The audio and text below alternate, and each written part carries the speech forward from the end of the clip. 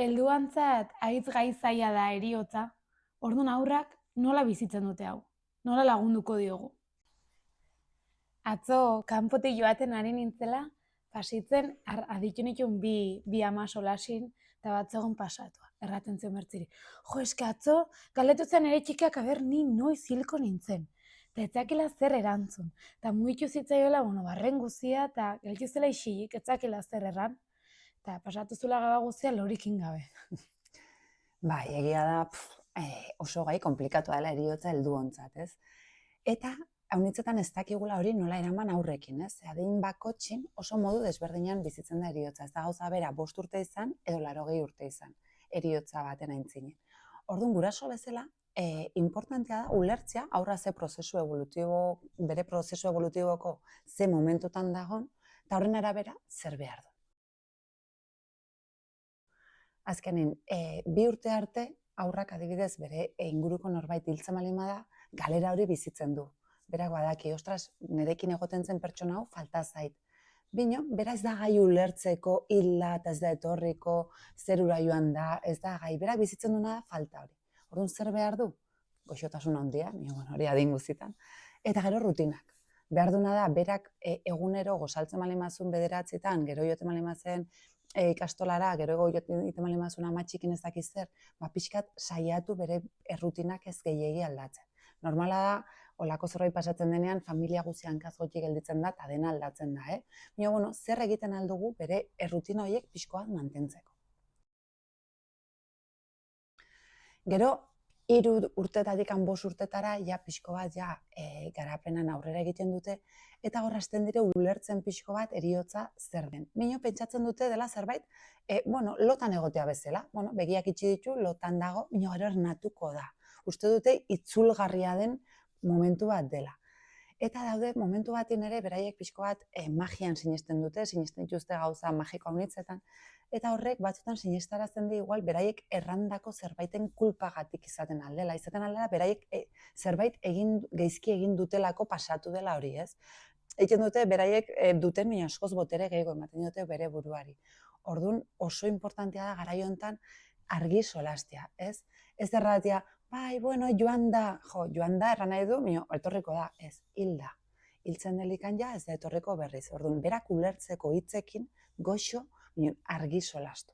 Zebertzela, berak interpretatzen alditu bere begirada hortatik, eta bere kulpa hori handitzen alda, edo pentsatzen aldu, amatxok errandi joan dela, bultatuko da, ez, joan bali bada. Edo lotan dago, ernatuko da. Eta kontuz lotan dago errateakin, ze, klaro, bera ere lokartzen da egunero, eta erraten badiozu lotan dagola, bera beldurra izaten aldu gero lo egiteari. Bale, 6 urtetekan aintzinera, 6 urtetekan 9 urtetara do, hor hasten direia konturatzen zerbait definitiboa dela. Hor da, bai, badakiteia norbait hiltzen denean ez dela berriz etortzen. Ez dakit non atatxi hiltzen, txikia zelikan, eta ez da bueltan etorri. Ez konturatzen direia dela prozesu bat definitiboa. Orduan, hor ongi etortzen dire pixko bat ritual batzuk, edo, marrazkian bidez lantzia pixko bat, eskutitz bat idaztea, zuen familiantzat egokiak edo baliagarria diren ritual txikiak bilatzea aurrari laguntzeko prozesu honetan. Zeia bera konturatzen hasten da, joan den pertsona hori ez dela etorriko. Orduan laguntzen aldugu pixkat agur horretan. Eta gero 9 urtetatekan aintzinera, 10 urtetekan aintzinera, hor hasten dire emozio intensoagoak mugitzen. Hor mugitzen dugu haserrea, tristura, injustizia, sentimentua, ez, pixko bat, zeba bera, zeba hori, ez, ulertu nahi dute, minun, hendikan ez dire gai ulertzeko, guerez gara gai ulertzeko hainbat egoeratan, minun beraiek nahi dute, pixko bat denari arrazoi bat bilatu. Orduan, hor oso importantea da, berari espazioa ematea solasteko. Hor, igual, gure erantzuna mino gehiago da, pixko bat, berak aukera izatea adierazteko. Ze 9 urtetik aintzinera unitzetan doloa bizitzen dute oso modu bakartean.